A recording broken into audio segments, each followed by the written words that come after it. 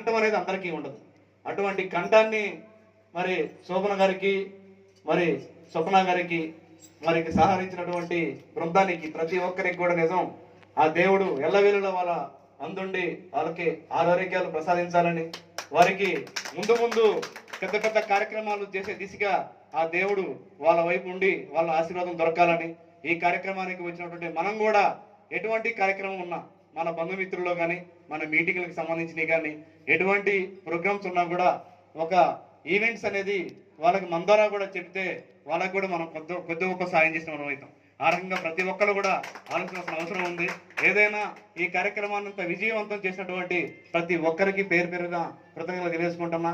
మరి ఇప్పటి వరకు ఉండి మరి ఇటువంటి గానాలు మరి పాటలు ఆలకించినటువంటి ప్రతి ఒక్కరికి కూడా నిజంగా హృదయపూర్వక నమస్కారం. ప్రతి ఒక్కరికి ఇలా ఈ శోభన గారు మరి స్వప్న గారు అందించినటువంటి గానం ఏదైతే ఉందో, మరి వాళ్ళ బృందం ఇచ్చినటువంటి మ్యూజిక్ కూడా నరనరాల్లో మరి రక్తం పరుగులెత్తేలాగా మరి ప్రతి ఒక్కరికి కూడా ఆ ఆరోగ్యం అనేది ఇవ్వడం జరిగింది. ఈ కార్యక్రమం ద్వారా నేను అట్లా ఫీల్ అవుతున్నాను వ్యక్తిగతంగా.